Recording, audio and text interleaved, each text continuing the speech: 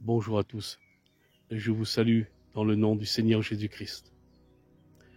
Je voudrais donc vous partager cette vidéo simplement pour parler actuellement ce qui se passe aujourd'hui dans le milieu évangélique.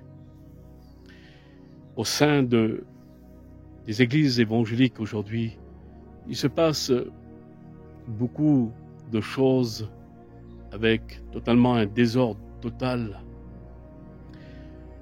Vous savez, j'aime la vérité. J'aime la vérité. Et puis dans mes propos, il n'y a pas de critique. Il n'y a pas de jugement. Simplement, je dénonce l'œuvre de Satan. Et puis en tant que serviteur de Dieu, nous devons le faire. Vous savez, aujourd'hui, les temps qu'on vit aujourd'hui, dans les églises, il y a beaucoup de religieux, des religieux qu'ils sont là à s'opposer contre l'œuvre de Dieu. Contre l'œuvre de Dieu. Et ces personnes-là, qu'ils sont animées par un zèle amer, comme les pharisiens de l'époque étaient animés par ce zèle amer, par lequel ils ne supportaient pas l'œuvre de Dieu. Et ils étaient contre l'œuvre de Dieu. Ils étaient toujours là pour s'opposer à l'œuvre de Dieu.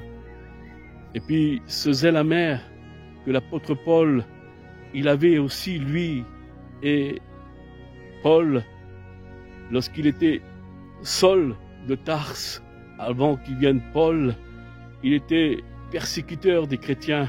Il avait ce zèle amer par lequel il faisait du mal à l'Église.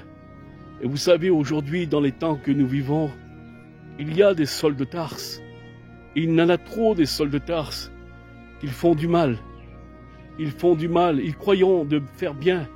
Pourquoi? À cause de l'orgueil, à cause de la jalousie. Puis il y a des hommes qui se prennent tellement haut, ils se prennent haut comme des montagnes. Et puis à cause de cela, alors, il n'y a que.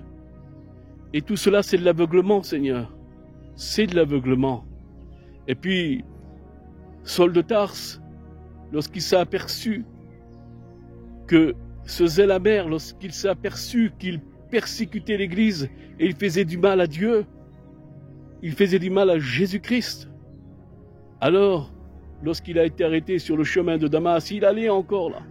Il fonçait avec son zèle amer pour faire du mal, eh bien, à l'Église de Dieu, pour faire du mal aux chrétiens, à Damas.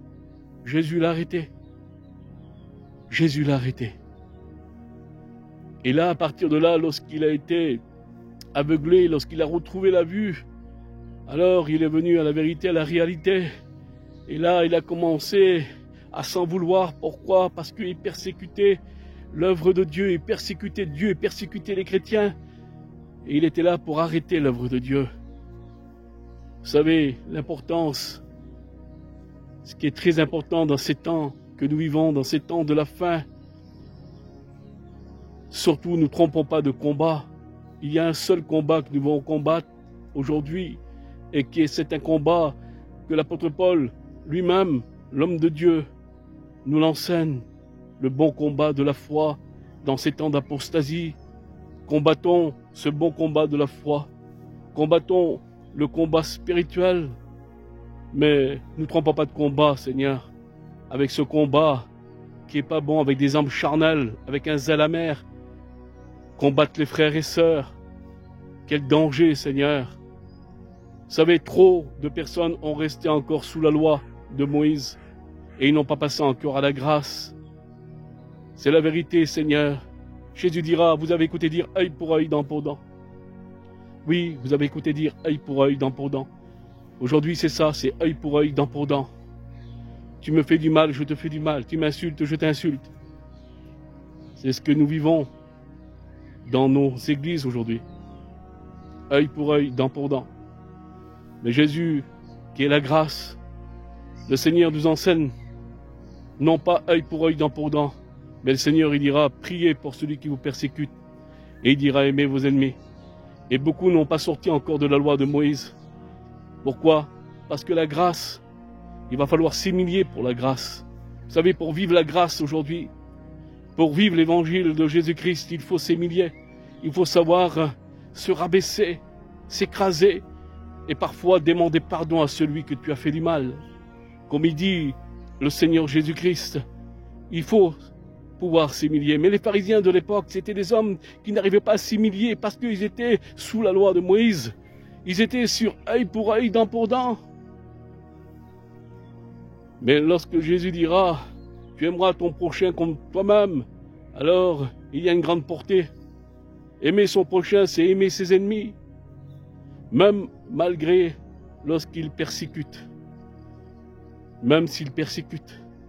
On nous insulte. Alors écoutez, il faut savoir accepter les insultes. Et je vous le dis devant Dieu, moi ça ne fait plus rien. Il n'y a plus rien qui me touche. On peut m'insulter, on peut me salir. Il n'y a plus rien qui me touche. Parce que j'ai compris l'évangile de la Bible. J'ai compris l'évangile de Jésus-Christ. Je veux ressembler à Jésus. Je veux ressembler à mon maître. Oui Seigneur, quelle importance de ressembler à Jésus. Alors, aujourd'hui, je ne suis plus sous la loi de Moïse, moi. Je suis sous la grâce. Jésus est gentil, Jésus est merveilleux, Jésus est bon, Jésus pardonne, Jésus aime. Amen. Il a aimé le Seigneur. Tous ceux qui ont persécuté, qui ont fait du mal, ils ont craché au visage, ils ont arraché sa barbe, ils lui ont mis des gifles, ils l'ont humilié, ils l'ont écrasé, ils l'ont torturé, ils l'ont percé sur une croix. Il dira, Père, pardonne-leur, car ils ne savent pas ce qu'ils font. Ça, c'est Jésus. Ça, c'est l'évangile de la Bible. Ça, c'est la véritable évangile du Christ. C'est cet évangile-là que nous devons vivre, l'Église, aujourd'hui. Et l'évangile de Jésus-Christ, c'est l'amour à l'état pur. Amen. Que Dieu vous bénisse. Que Dieu vous bénisse. Lorsque vous avez un problème avec un frère, regardez bien et ayez cette pensée. Ayez cette pensée en vous. Que ferait Jésus à ma place? Que Dieu vous bénisse.